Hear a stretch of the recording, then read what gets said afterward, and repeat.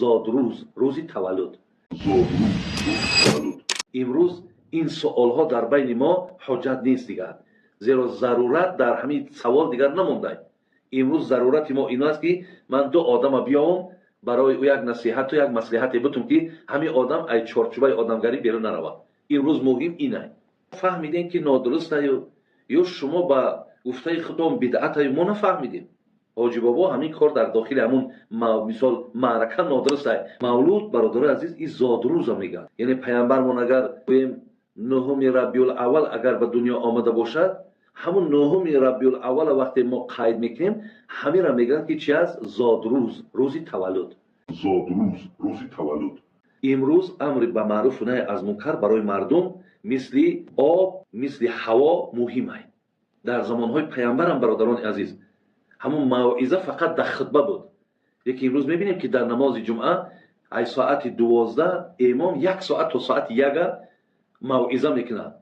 اگر چند این اگر بگیری به خلاف سنت پیامبره، زیرا پیامبر موعظه‌اش فقط در خطبه جمعه بود و این خیلی وقت و فرصت ما را نمیتن که تا ساعت مقصد 2-3 نماز جمعه بخونی. علمت میلش همین عقلت باشه، همین گپ‌های من ان شاء الله برای تو دلیل حجت است. مولود با این شکل‌هایی که ما و شما برگزار می‌سازیم در او عصر زمان‌ها نمیشد. همین مولودی که ما میگیم چیه؟ قید دین رجدنی ای تو دور خدا. این چیه؟ قید دین رجدنی ای تو دور خدا. این عقل محفل مولودی است. 1 ساعت زیاد شد که فقط سوال و جواب شرعی رفته است.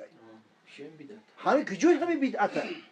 یا این همین صحبت میشه با همه بیچاره عالم حد اقل 20 دقیقه نیم ساعت صفت پیغمبر هم میگه، خصلت‌های پیغمبر هم میگه، پند نصیحت‌های حضرت به امتش میرسونه.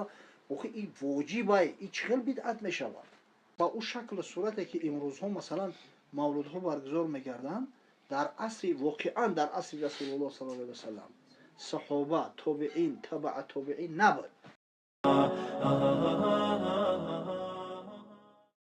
دکتر زاکر، سوالی من چنین است: در این کشورهای ما یعنی زامبیا و سنگال ما عید را با نام گم و جشن میگیریم.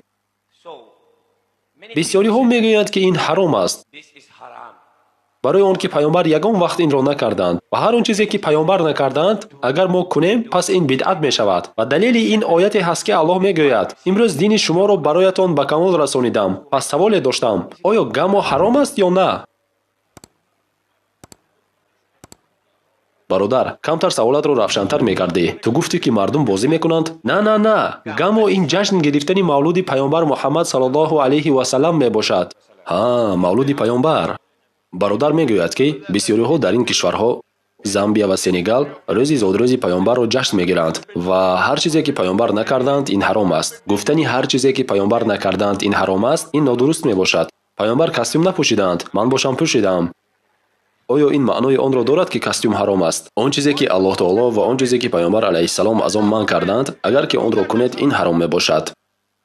دوم این که اگر شما در دین خود آن عمل را کنید که پیامبر صلی الله علیه و سلم با آن امر نکردند، آن چیزی که الله امر نکرده است و پیامبر توصیه نکردند، آن چیزی که دلیلش در قرآن و سنت نیست، اگر شما چنین عملی را از دین گفته عمل کنید انا این بدعت است. بدعت یعنی اینکه نوآوری، برای مثال چیزی را به نماز اضافه کردن.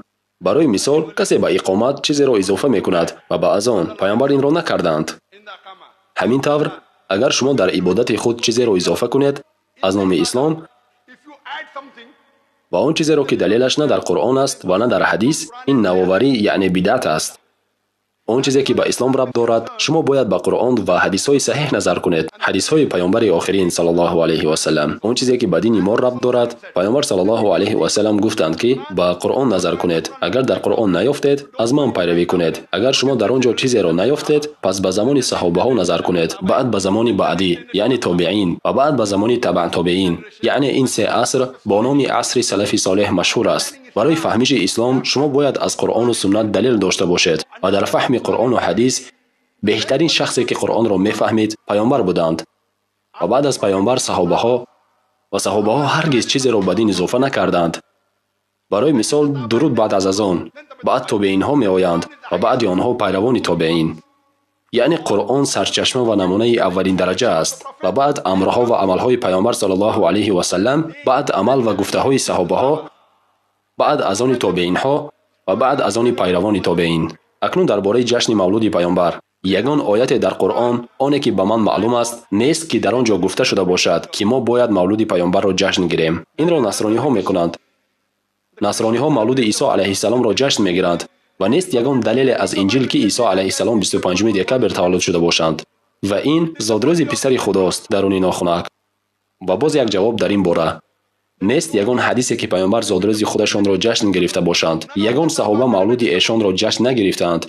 ягон хулафои рошид, на Абу Бакр, на Умар, на Усман, на Али, Аллоҳ аз ҳамаи инҳо розӣ бошад. ягон тои онҳо. Ва агар шумо бигӯед ки мавлуди паёнбарро аз рӯи муҳаббати ба эшон ҷашн мегиред, шумо чӣ? Оё паёнбарро аз саҳобаҳо ҳам дида зиёд дӯст медоред?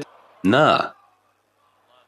паёнбари маҳбуби шумо саллаллоҳу алайҳи васалам гуфтанд: агар ба як палаи тарозу имони Абу Бакрро гузоред, имони Абу Бакр, Аллоҳ аз ӯ розӣ бошад, ва дар дигар палаи тарозу имони тамоми мусалмононро гузоред ба ғайр аз имони анбиё, яъне паёнбарон, пас имони як худи Абу Бакр аз имони тамоми уммати ислом вазнинтар меояд, бе имони паёнбарон. боз як ҳадисе ҳаст дар бораи Умар, Аллоҳ аз ӯ розӣ бошад. агар имони ӯ ба як палаи тарозу гузошта шавад ва имони тамоми уммати ислом ба ғайр аз имони паёнбарон, ба ғайр аз имони Абу Бакр ба палаи дигари тарозу гузошта шавад, пас имони як худи Умар аз имони тамоми уммати ислом вазнинтар меояд. ва Абу Бакр, Аллоҳ аз ӯ розӣ бошад, ҳеҷ вақт мавлуди паёнбарро ҷашн нагирифтанд. Умар низ ҳеҷ вақт ҷашн нагирифтанд. шумо чӣ, аз онҳо беҳтаред? чӣ хел шумо метавонед ки мавлуди паёнбарро ҷашн гиред? ҳеҷ яке аз саҳоба, ягон тои онҳо, ҳадди ақал бароям як ҳадис нишон диҳед ки саҳобаҳо мавлуди ӯро ҷашн гирифта бошанд ва ман ба шумо ҳамроҳ мешавам. агар шумо ростгӯй бошед, пас ҳуҷҷат ва далел биёред. мардум чӣ мекунанд? онҳо кӯшиш мекунанд ки дар дин навовариҳо ҷорӣ кунанд. шумо метавонед ба тарзи ҳаёти худ навовариҳо ворид кунед. дар ин муаммо нест. шумо метавонед чизеро бисозед. ин муаммо нест. шумо метавонед ки бо тайёра парвоз кунед. ин ҳам муаммо нест. аммо агар дар дини худ бидъат эҷод кунед, шумо дар ҷаҳаннам ҷойеро барои худ омода кардаед, мувофиқи ҳадиси паёнбар саллаллоҳу алайҳи васалам. дар мавзеъҳои динӣ ҳамеша ба Қуръон ва ҳадисҳои саҳеҳ назар кунед.